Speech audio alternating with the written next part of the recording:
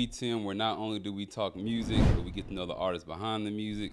You're here with the one and only JB The Truth, and I got another real one in the building with me. We're continuing our DJ series, interviewing the hottest DJs in Houston. He's a true hustler who stayed dedicated. He's known for his blending, scratching, and talking his talk on the mic every single time. From the hottest nights at Area 29 to the slow, soulful R&B sets that make the pretty girls sing.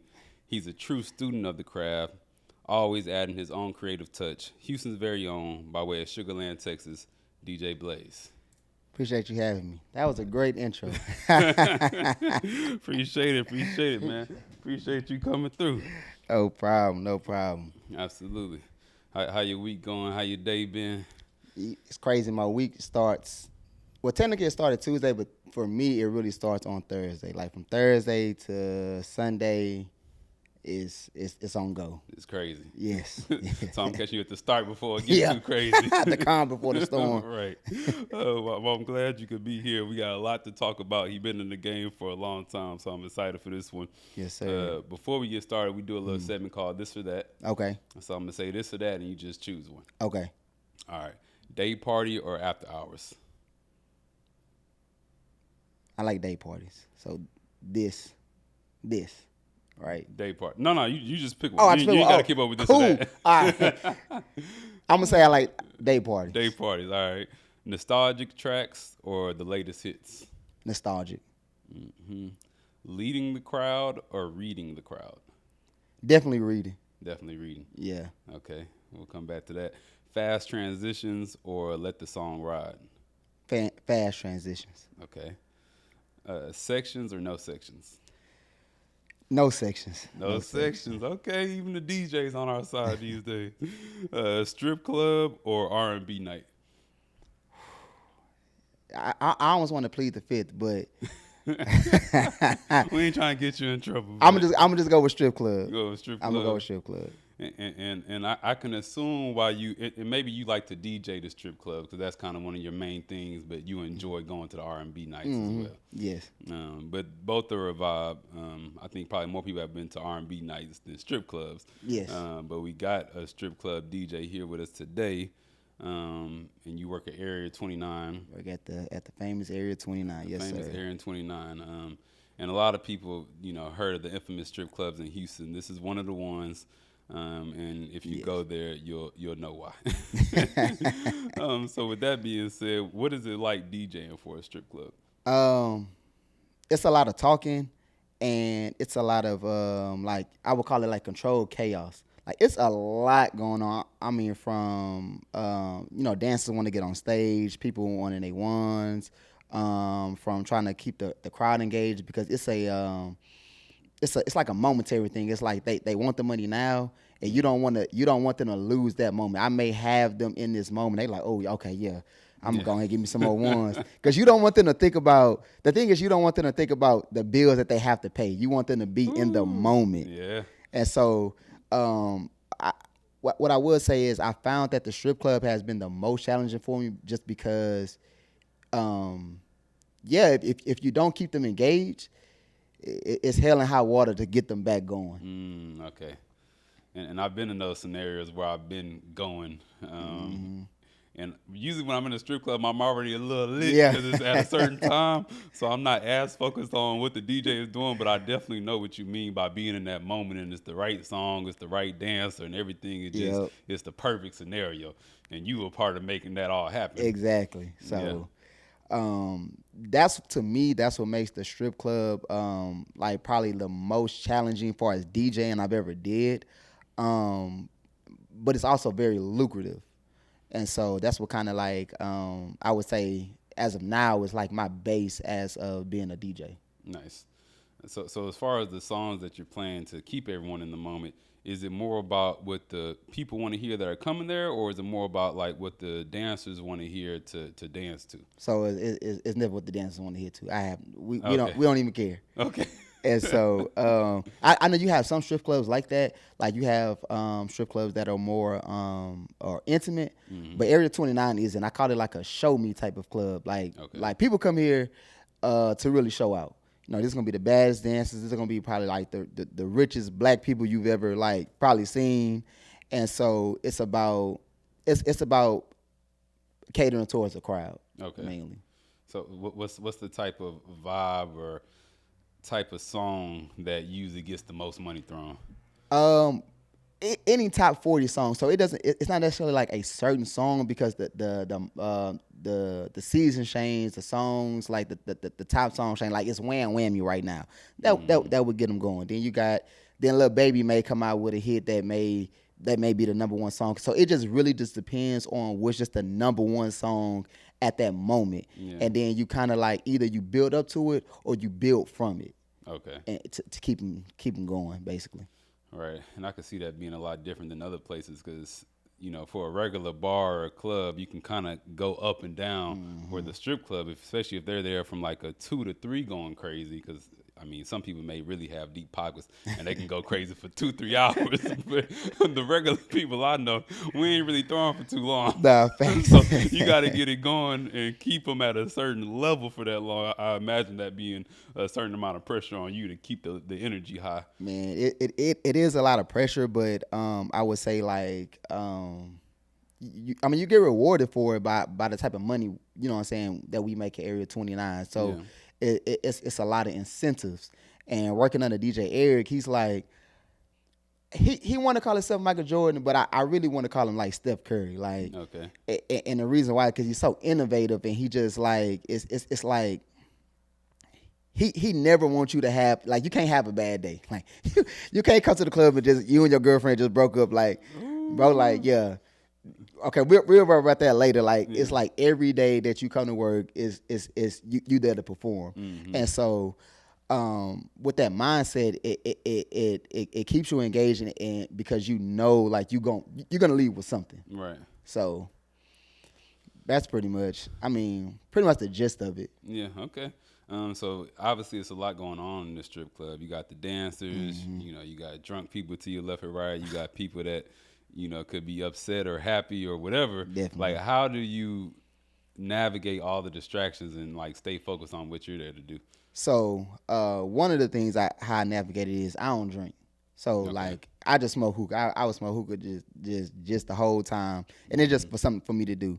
2, like we have an opening DJ, and then it's me and my partner DJ Snook. So I probably go 45 minutes, he'll go 45 minutes, or I go an hour, he go an hour, 30, something like that.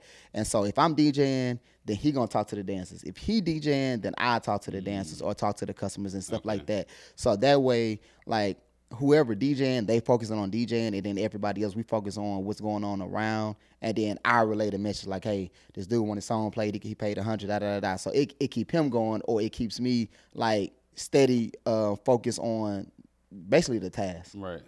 No, that sounds like a good tag team, and I imagine you being sober is probably one of the biggest benefits. Because if you live and then it's all that going on, I could see getting lost in emotion and forget that what you're supposed to be doing. Because people be drunk and they like out of towners. Like I would say out of towners do it all the time. They be drunk and they be aggressive. Like some people come, they be like, hey, Chicago in the building. You be like, okay, like, all right. And they be like offended, like you don't know, like, oh, all right, like, but I just met you right now. Like, I don't know your name, you don't know my name. Like, we want dirt. Play that dirt, play that herb. Come on now. So I try to I try to stay sober. Well, I already just don't drink regardless, but that's one of the main reasons why I don't drink, because I be want to like stay level-headed, because anything can pop off and people do be having attitude. So somebody got to be the calm one to like understand what's going on. Like, okay, cool, I see where you at. All right, bet, I got you. And then just keep the, like, you know what I'm saying? You want to keep the party going. Because the party, if I start fighting, the club, it's over. The club is over. You got too much of an important role to get into a back and forth. Exactly. Well, that's good that you have that level head and you can fight the water with fight fire with water. What would you say is the most important thing about being a strip club DJ? It's the talking. It's the being entertaining. I would say, like, even still, I'm still learning it. Like I said, DJ Eric, he's really good at it. He call himself, his name is DJ Eric, but he really MC. Brother he ain't finna press no buttons. Yeah. He go, like, I would pick the song. Like, sometimes he would DJ, like he would MC, and I would pick the songs. But bro just talking. Okay. But he's really, really good at like if a cup fall, right? He can make a whole joke up out of it, and it'll keep the people going. Or like he's always been like entertaining, like funny, and it's making it enjoyable. Once you do that, you like typically people will stay in the club for maybe like 1.5 hours. I've seen Eric keep somebody in the club for like 3 hours, just by just saying just funny stuff and just being engaging. Yeah, that is important. I have had that experience with DJs that are actually comedians as well, and like they say stuff and you catch the ear, where other DJs, they may be dead silent, or they may say something that may rub you the wrong way. Exactly. Have you ever said anything where you in the zone in the mic and then you regretted it, like right after, like, oh, why I say that? Oh, a lot of times. Sometimes I stutter. One time it was this stud. She was throwing money on stage, and I thought it was a nigga. And like she kept doing this, and I'm like, I ain't know, because at first the DJ was at the top, and so then Eric, he was like, "That's a girl," and I was like, "Oh shit." My bad. And I was like, I was embarrassed. I laughed it off, but I was embarrassed. Like, damn, I messed that one up. Well, then I just kept on going, but all the time, like I mess up in it. Sometimes I just like keep it going. I remember one time I seen the most mess up I seen, it was a dude named DJ Kid Red that used to work with us. He works back in Booby Trap in Miami at that strip club. But one time, like he's not from here. He's from Miami, so somewhere in Florida. But I want to say Jazz Prince walked in, and so he was playing like a Migos song, and so they was like, "Shout out Jazz Prince in the building." So he was like, "Shout out Jazz Prince in the building, RIP Takeoff," and they was like, "Nigga, what the what are you doing?" Bro, what the hell? I don't know, I'm smarter than that. And I was like, nigga. I was like, bro, I was like, just get down. And I just started DJing, and Eric walked to the booth. He was like, nigga, if these niggas want to come whoop your ass right now, I should have let them. Like, why would you do that? And I remember like having secondhand embarrassment because bro just really, he didn't know. Like, he just knew, like, I'm playing this Migos song. Takeoff just died. Y'all told me to shout out Jazz Prince. That was the only thing going on in his head. He not like connecting it together. But yeah, that was like the most embarrassing thing I've ever seen. Like when I had secondhand embarrassment, like I said it. Yeah, that's embarrassing plus dangerous. That's not exactly. Just embarrassing. That's they make it home safe. If you know about the Prince family, well, anyway, and that's a whole nother thing that you just brought up that I didn't even think about, of how many celebrities you're interacting to being at Area 29. Yeah. Do you have a favorite?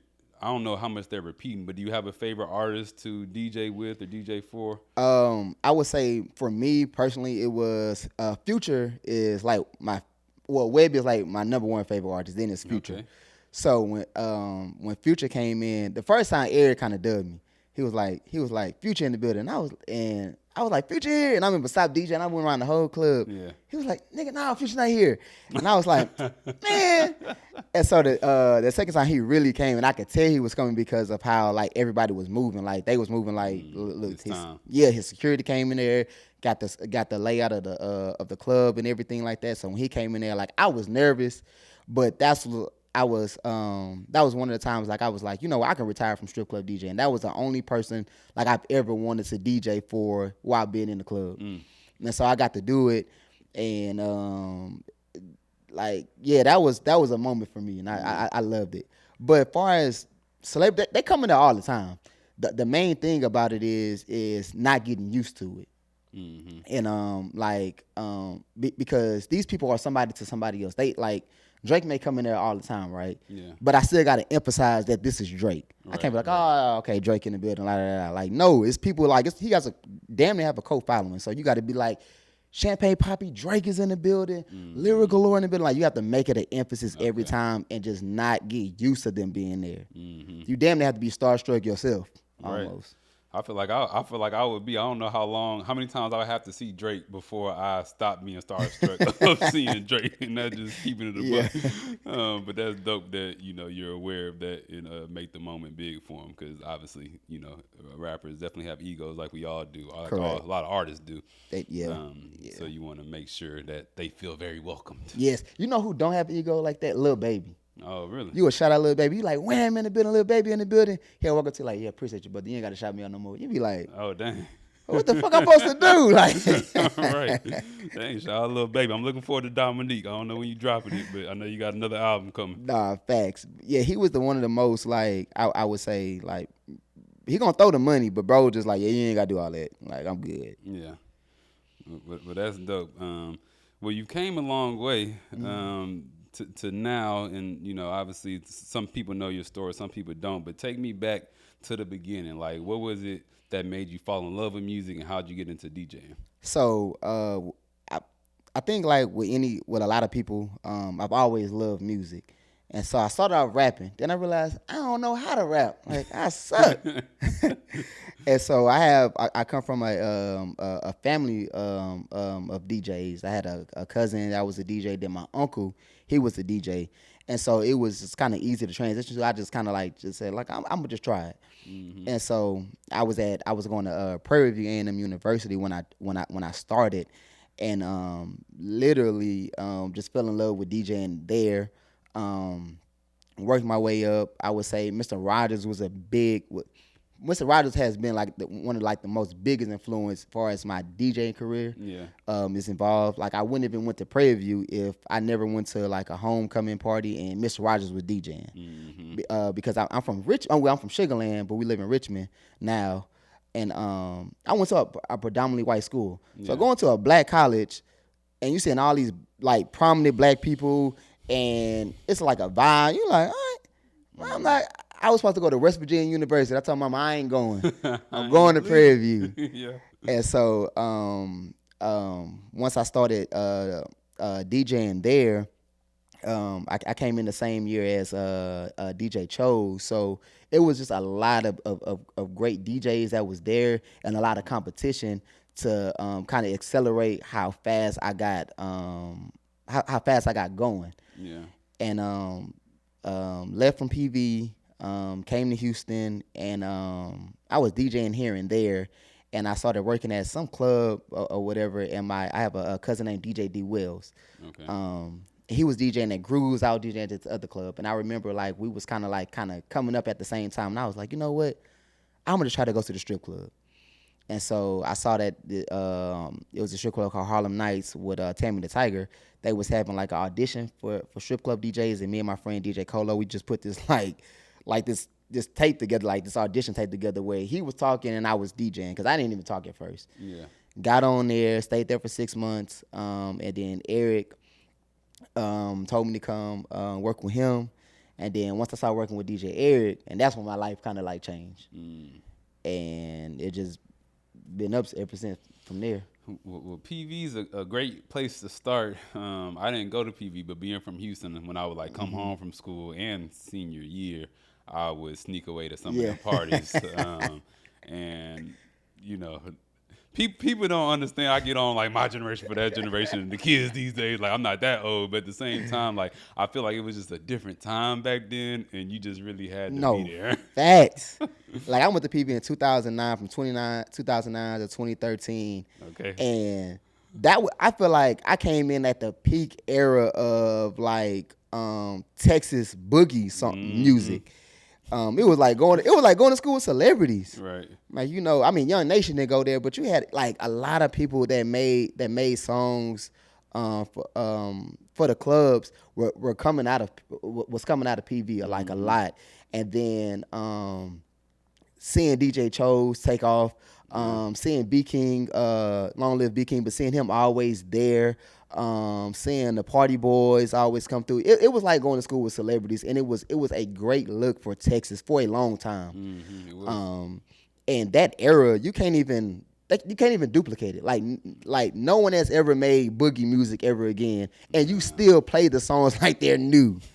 Yeah, no, that's a fact. It was good time. When you were at PV, did you really have a name for yourself, or that didn't come till much later, It like didn't. when you got to Houston? I didn't really have a name. I had a name like I was like known because I was I've always had really great song selection, and so that's what kind of like helped me get a lot of gigs at Prairie View. But I mean, it was definitely dominated. The DJ market was definitely dominated by Chose and Mr. Rogers. If they Right. unless they wasn't on the flyer, wasn't nobody going. So Yeah. I did like a lot of dome. I mean, I did a lot of like a not dome, but dormitory parties like and dorms and stuff like that, and like just kind of like made my name through there. I didn't really make a name for myself until I started working with DJ Eric. Okay, got it.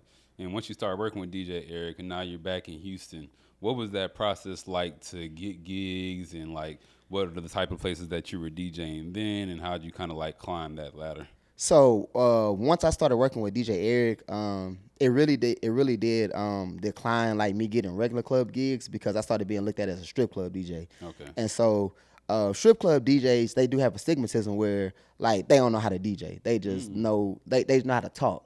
They drop talk.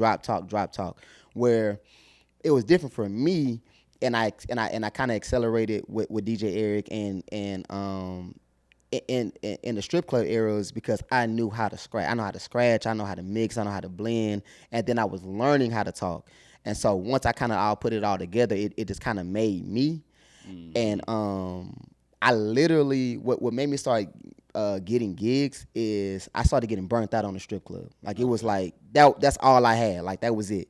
I was if wherever we went, if we went to Atlanta, Miami, wherever we're going, it was always a strip club. So I started getting burnt out on it, and then I started to feel like I wasn't creative enough because in a strip club, it's not about how good you DJ. It's about how good like you, damn near how you talk. Damn. It's like the talking and the DJ and damn they got to go hand in hand, but it's like 51% more talking. Okay. And so I didn't feel creative enough, so I started making mashups and I started putting them on my Instagram, and then that started getting me like R&B gigs and started getting me other gigs because that's when people started realizing, oh, bro can DJ. And then when I get to these gigs, I already know like I've always had the mindset like if I get here, I gotta show my ass. So when I got there, I made sure I was fully prepared, made sure like I overperformed. Right. And so then that would give me some more gigs. So I'd be like, well, matter of fact, can you do this gig? And so that's how I started getting gigs outside the strip club. But for the longest, it was just only me DJing in the strip club. Okay. Is it hard because now you're doing both? You're doing the strip club and you're doing R&B nights and other like bars.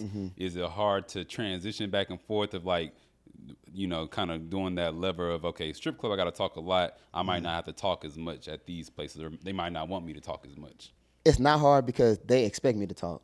Okay, at the R&B places as well. Yeah, I don't even get no MC. All the places I've gotten booked at, they don't give me no MC. It might be MC there before I get there, Right. but bro gone when I get on. I'll be like, what the hell? Like, where you going? Like, nah, he got it. Literally. So it's not it is a challenge for the R&B because I have to adjust what I say. Like these aren't bad bitches. These are fine shits. These are sexy women, these beautiful ladies. And so like I had like the first time I did Ladies and Lyrics, like they was like, bro, you killed it, but like these not bitches. I was like, my bad. These are beautiful black queens. Yeah. Blaze, come on. And so I had to start being conscious, like, all right, I know how to talk. I know I'm comfortable talking, but now I have to be conscious of how I say things. They have to be more softer. Right. So that it's not really a challenge. It's only a challenge when I leave. Like if I leave from R&B gig and got to go to 29, now that's hard because my whole mindset is more way calm. It's not in strip club mode. So sometimes I would have to sit in the car for like 10 minutes, like and just like decompress and be like, all right, let's go. Yeah. Slap yourself in the face a couple times. Yeah. And get it like, all right, come on, let's get it. Well, yeah, you can obviously do both. I've seen you do both, and you're good at it. So it's good that you have that duality and you actually can be a good DJ, like have the skills and not just playing songs. Because a lot of people don't scratch no more. A lot of people not spending that much time to do the word play and to you know, I guess blending and mashups. I don't know too much of the difference, but you have the skill set to be a full DJ. Yeah. So that's appreciated from a music lover such as myself and my friends. I appreciate it. Absolutely. I appreciate it. So we talked about, you know, the PV days versus, you know, in Houston versus now. What have you seen change the most as far as like the bar and club scene? Like what's been the most difference just as far as the culture in the clubs? Oh, well, definitely the sections. Yeah. I think it came from Atlanta. I'm not too sure, but the sections definitely changed the dynamic of the clubs all around America, damn near. And it changed it for the good, it changed it for the bad. A lot of promoters make a lot of money because of how much you charge for sections. Yeah. But at the same time, you know, a lot of people are starting to get burnt out on it.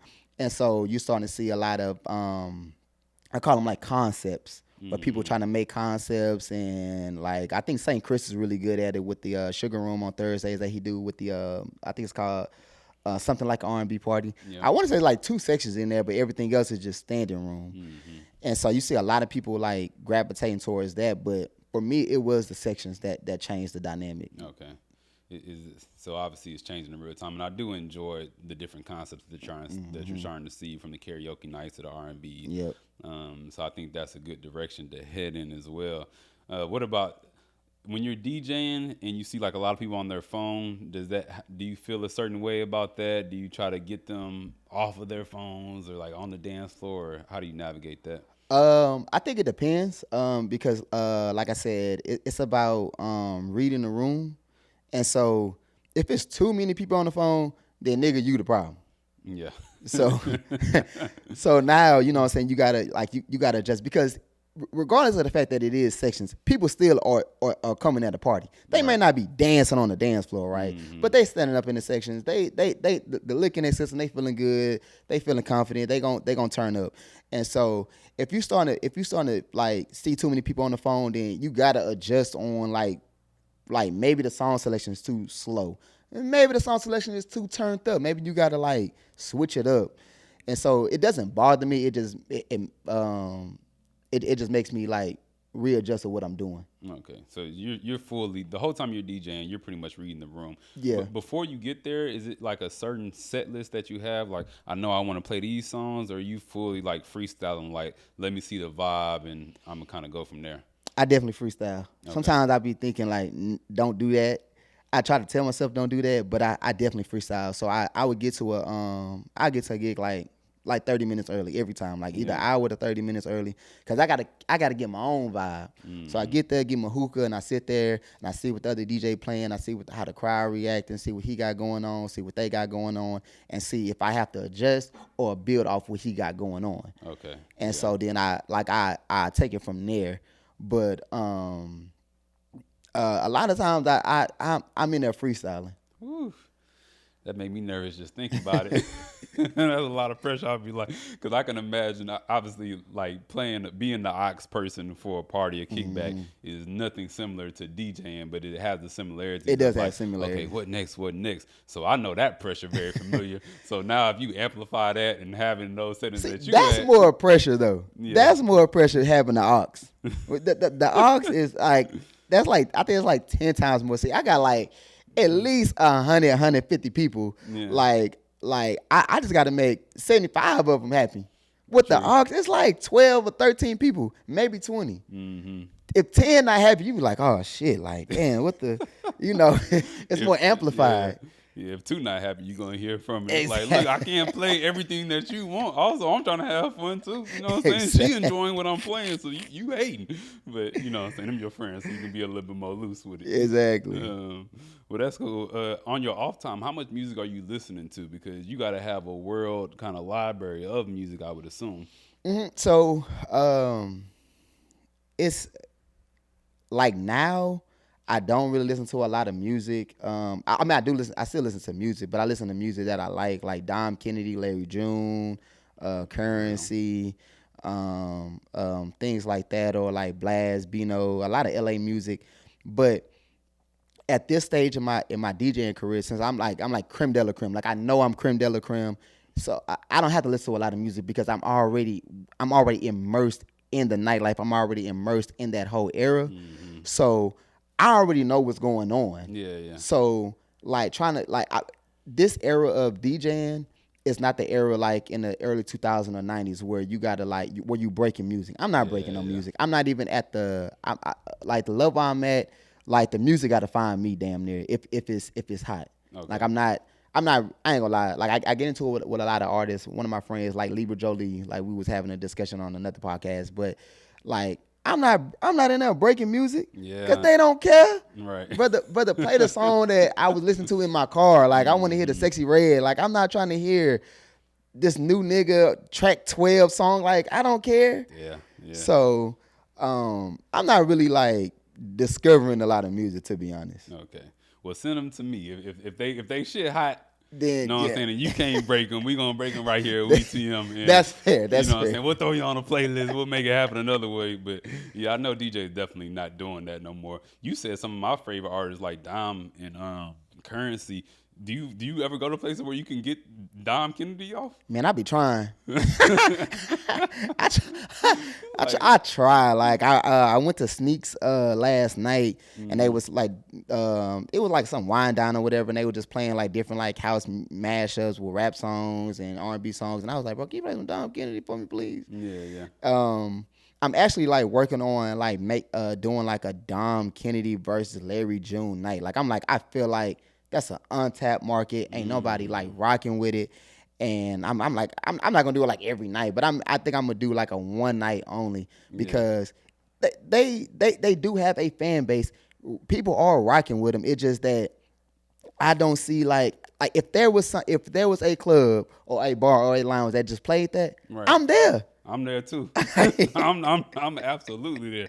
And people, I even know girls that fuck with it too. So it's not like it would be only dudes. Like that lifestyle kind of chill rap. Like it's definitely a vibe. Yes, I think it's called. I want to say they call it cruise rap. Cruise rap. Okay. Yeah, because you have to put Nipsey Hussle in there too if you want to go down that road. But yeah, like even when I went to the Dom Kennedy concert, like it was like, bro, like. Yeah. Like, don't stop the concert. Like, I wish you can go for another hour. Yeah, Dom was one of my first. I started listening to Dom when I got my first car, and he was one of my first favorite rappers. And I would just Yellow Album over and over and over again. Not Get Home Safely, but whatever the one before that. Oh, West Side of Love too. West Side of Love, yeah. So yeah, shout out to Dom. Yellow Album. What's crazy was, like I said, I keep going referring back to Mr. Rogers. I found out about Dom Kennedy through Mr. Rogers. Mr. Rogers had chopped up the Yellow Album. It was called the Purple Album. I need that right now. Bro, man. But like for a year straight, I didn't even listen to the Yellow. I didn't even know how the Yellow Album sounded. I listened to the Purple Album. Like I listened to it so much, I can sing the song with why he chopping it back and forth. And that's when I became a huge fan of Dom Kennedy. And then when I listened to the Yellow Album, of course, it made me go back and listen to West Side of Love too. And then you got Get Home Safely, and you got the other ones and stuff like that. But nothing was better than the Yellow Album. The Yellow Album, you damn near put in the Rock and Roll Hall of Fame for me. No, that's a fact. For me, Larry June kind of continued his legacy because he's still dropping good. I love you, Dom. So this isn't a diss, but Larry June still consistently dropping like real good music. No, Larry June came and for sure carried the torch, I would say. Right. Far as that type of style of music, I wish they would do like a collab. I really do. I think that I wish they would do a collab because I mean they kind of mesh well. Yeah. But even with the Larry June concerts, they was like it's a vibe. It's a vibe. Well, I'm gonna be looking for that Larry June and Dom night. I got some ideas for it too, so we'll discuss that. Oh, definitely. Behind the scenes. But I think that would be a vibe for you to do that for sure. What's the hardest part about being a DJ in general? Like no matter where you're at, or even when you're maybe not DJing. The hardest part is you got to leave your personal your personal feelings at the door. It does not matter what you went through. These people here to party, and so like you can't come in you can't come in mad. You can't come in like tired. You can't come in sad. You got to be ready to party also. But we are human.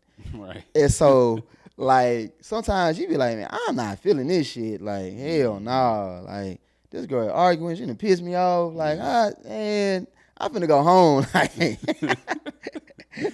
So how you snap out of it? You just you breathing a lot, or a because lot you of ain't time, drinking, you ain't numbing yourself. a lot of times I just like I literally leave like my feelings at the door. Like I Okay. don't like if I'm having a bad day, like when I step into wherever I'm going, especially 29, like when I go to Area 29, like it just look, okay, if they told my car shit, I can't get the motherfucker anyway right now. Yeah. So Keep it moving. I just focus on my task. Once they cut the lights on, all right, now I can be emotional, I can be sad, I can go do whatever I gotta do. But when the lights off, it's showtime.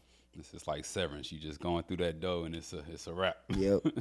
What's one misconception about DJs?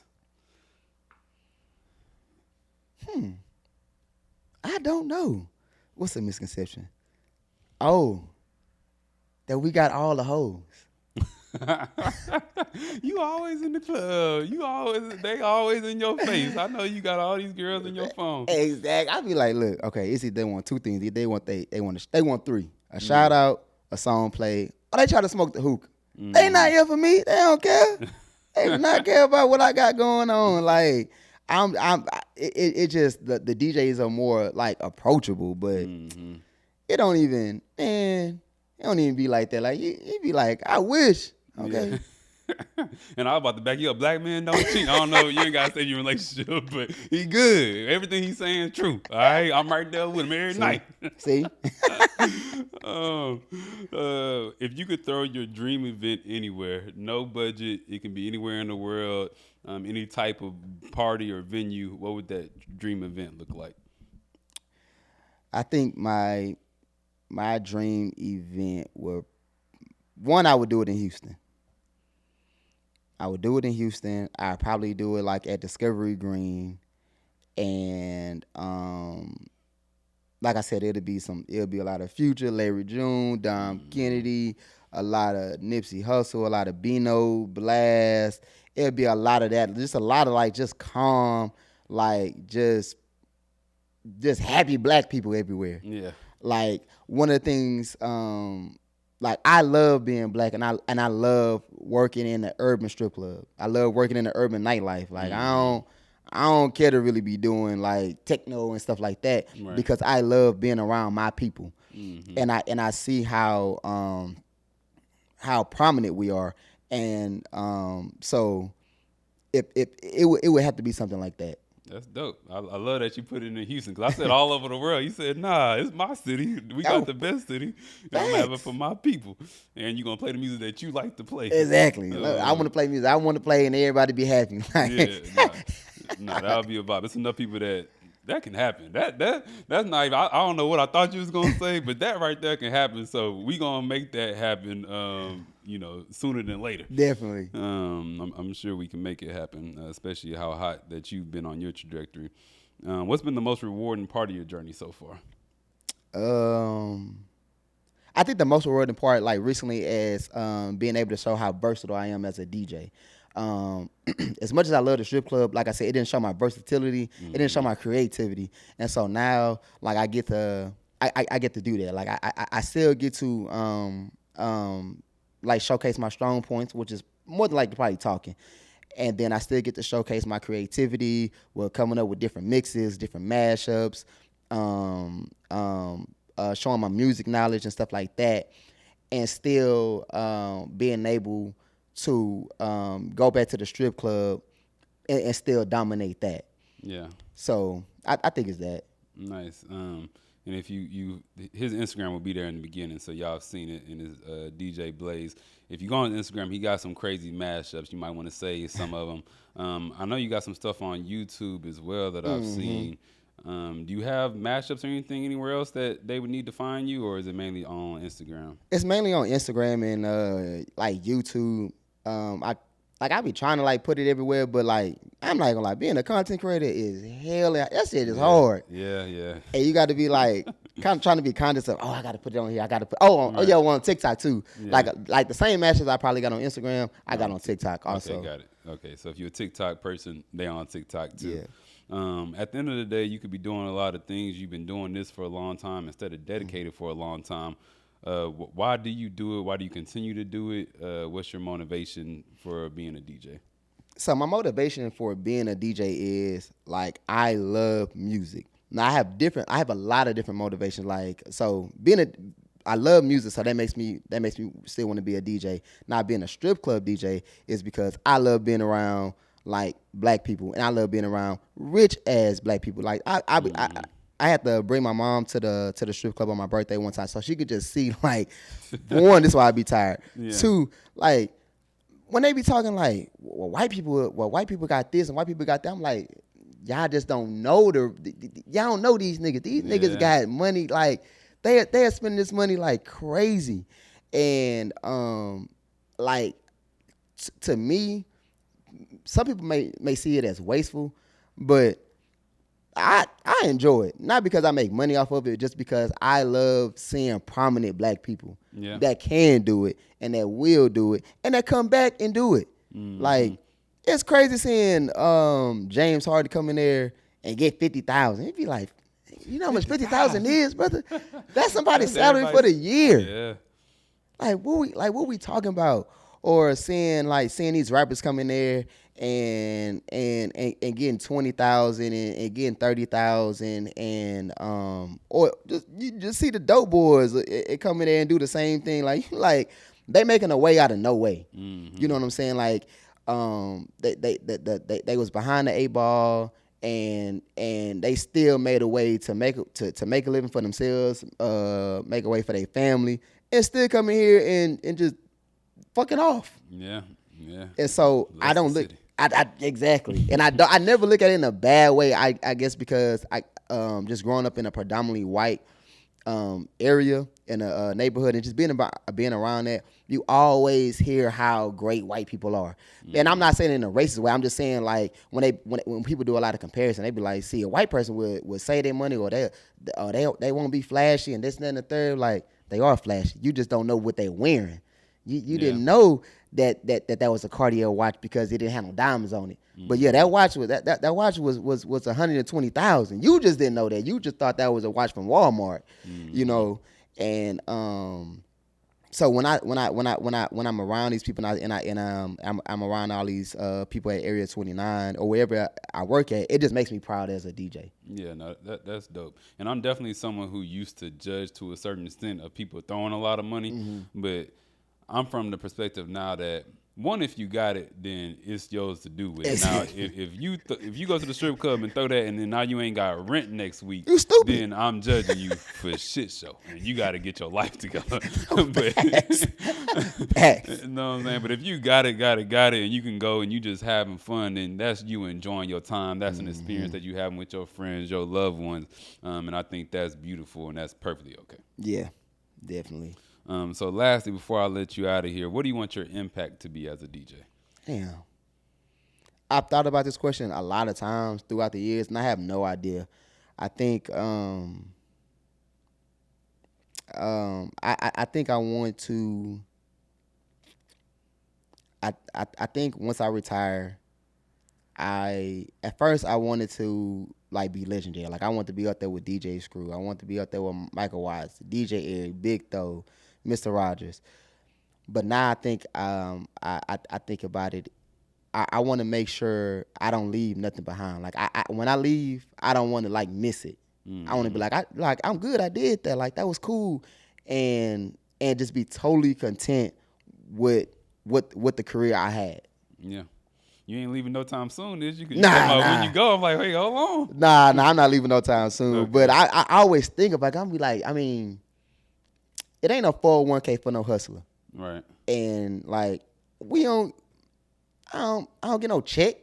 Like I get cash. Mm-hmm. And so like, of course I got an LLC and, you know, and I set myself up to be able to sustain my life, my life after DJing. But like, I just want to make sure I leave and don't have no regrets. Got it.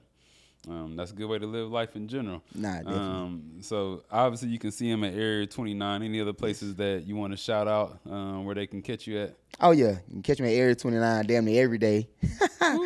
Don't go every day though, but any day you go, he gonna be there. I will be there. Shout out to Sneaks, Ladies and Leaders. I'm there every Thursday from 12 to 2.